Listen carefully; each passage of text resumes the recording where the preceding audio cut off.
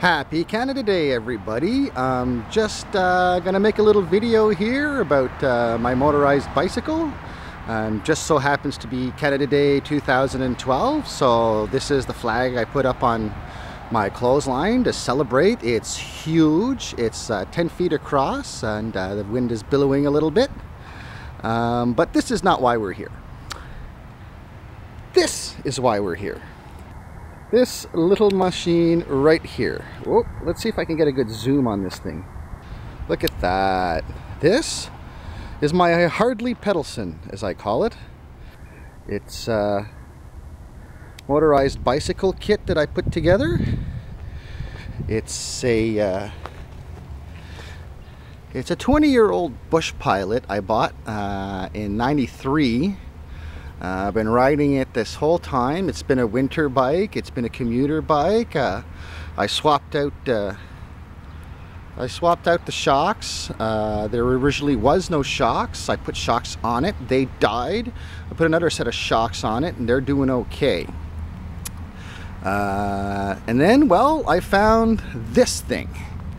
Now, this little wonder right here is a Grubby Skyhawk GT5 66cc two-stroke engine that has been specially designed to mount on older standard frames.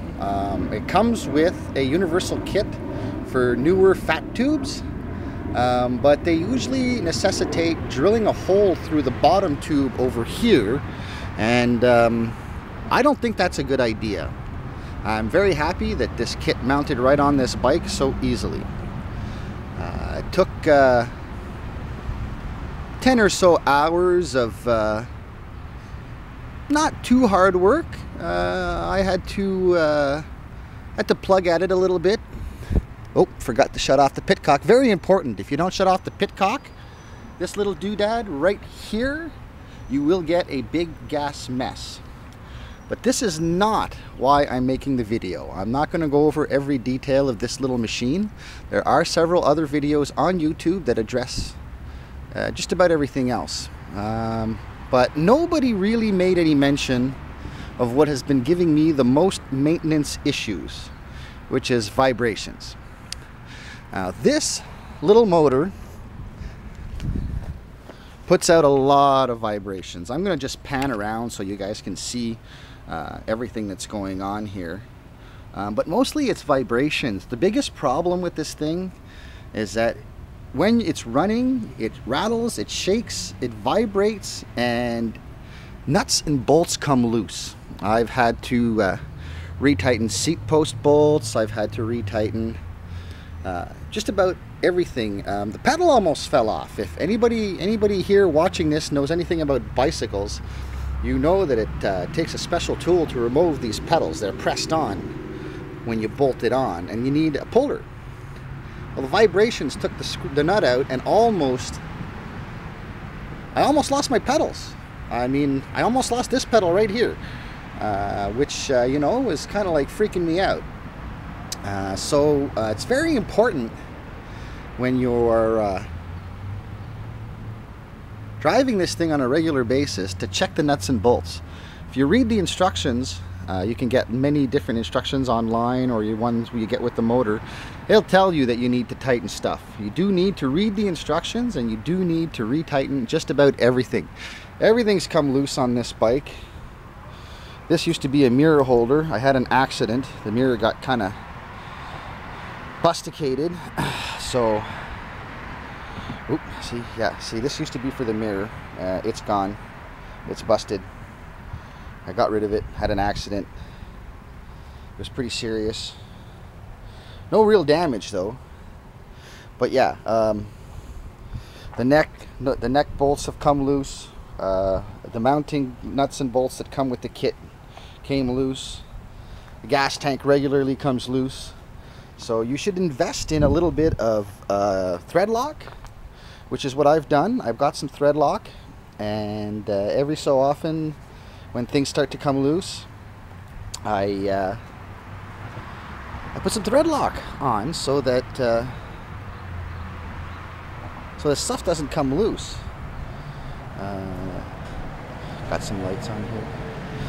It's very, very important. They tell you to check all the nuts and bolts on the motor, especially the head bolts over here, on a regular basis, so that they stay around 10 psi of pressure, 10 pounds. It's good to have a torque wrench of some sort. Here, I'll show you the one I have. It's cheap as hell, but it does work. Now, I picked this up at Canadian Tire. It was 25 bucks. It's very old school. It's got a little bar on it that moves back and forth and shows you the measurements that are over here. They're not coming up very well on the camera. And it's not highly precise, but quite frankly, for Canadian Tire, it's the best you're going to get, because their mechanical ones tend to be crap. And unless you are a mechanic who needs a torque wrench, you're not going to want to spend 100 bucks. This is just my general mess around my shed there. Spare bicycle parts and specialty tools and regular tools and all this stuff there. But yeah, it's very, very important when maintaining the bike to remember to tighten up everything. I mean, even the bolt on my kickstand over here did not hold up, and that's another thing. Kickstands are going to be a hard thing to find. A lot of people online will tell you in reviews that one-legged ones do not hold up, and I can tell you that the one I got here, which is actually pretty good, is not holding up. It's bending back. I'm looking for one that mounts over here, and it's one of those old school ones that mounts on both sides of the bike and flips up the back there for older motorcycles, or well, yeah, older motorcycles. So yeah, this is it. So yeah, just remember, whenever you are maintaining your motorized bicycle, you're maintaining the bicycle and the engine, that you remember to just tighten everything up real good. Remember to be careful with the nuts and bolts on the motor and on the mounts, because it's all very cheap Chinese stuff. It will not hold up to high torques. When they say 10 psi on these bolts up here, they mean it. I am going to change them for better ones, but you're still going to have to limit yourself to 10 psi just because you don't want to over pressurize the motor. So this is it. I'm signing off. I hope this is helpful to people. I wish somebody had mentioned vibrations to me, because I would have put thread lock on far more things in a far more generous fashion had I. Signing off.